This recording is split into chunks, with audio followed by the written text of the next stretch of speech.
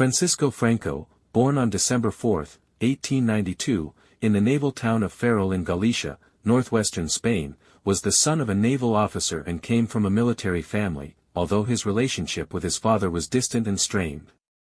Initially aiming for a naval career, Franco was forced to join the army due to limited opportunities in the Spanish Navy following its defeat in the Spanish-American War.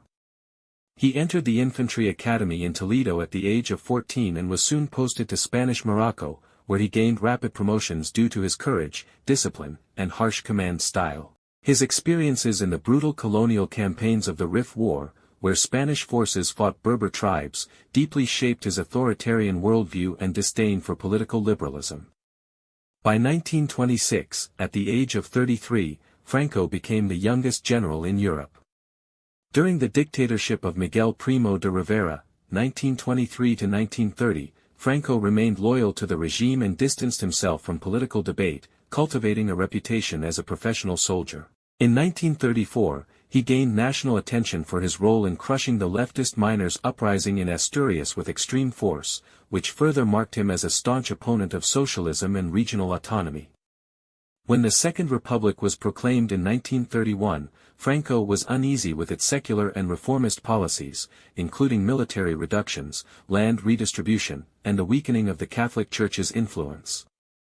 Tensions between left and right culminated in 1936 when the Popular Front, a coalition of socialists, communists, and Republicans, won the general elections. Franco, although initially hesitant, eventually joined the conspiracy led by senior military officers to overthrow the Republic. The attempted coup in July 1936 failed to seize the whole country and instead plunged Spain into a bloody civil war. Franco emerged as the leader of the nationalist faction, partly due to his control of the Spanish Army of Africa, Spain's most experienced and ruthless force, and his political maneuvering, which earned him the title of Generalissimo and head of state by 1937.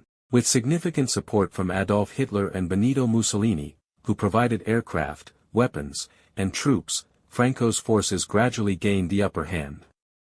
The war, marked by atrocities on both sides, ended in 1939 with Franco's victory and the establishment of a fascist-style dictatorship.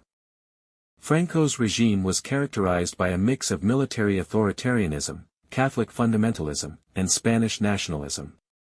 He abolished all political parties except the Falange, imposed strict censorship, outlawed trade unions, and centralized power under his personal rule. The repression in the post-war years was severe. Estimates suggest that tens of thousands were executed or imprisoned in what became known as the White Terror. Franco sought to erase regional cultures, particularly Catalan and Basque, banning their languages in public life and education.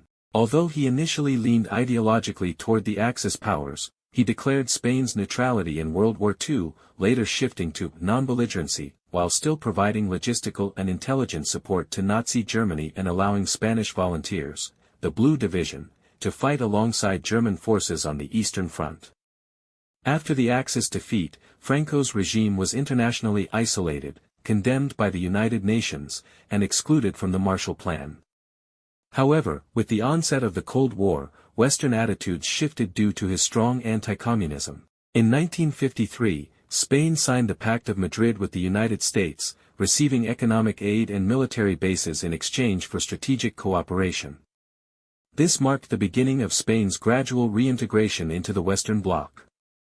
Economically, Spain under Franco stagnated in the early years due to autarkic policies, but after 1959, under the guidance of technocrats from the Opus Dei movement, Spain liberalized its economy, attracting foreign investment and tourism.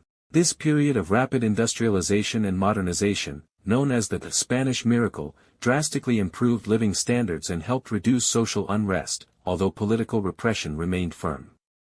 Franco maintained tight control over the government and succession, eventually naming Prince Juan Carlos, grandson of the deposed King Alfonso XIII, as his successor in 1969.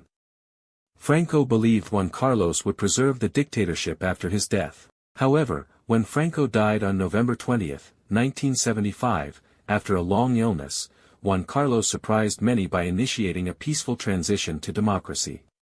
He legalized political parties, supported a new democratic constitution in 1978, and oversaw the dismantling of the Francoist state.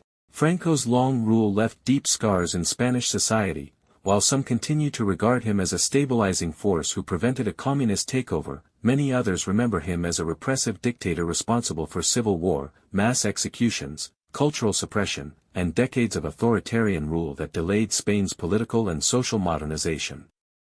His legacy remains controversial, and debates over memory, justice, and reconciliation persist in Spanish public life to this day.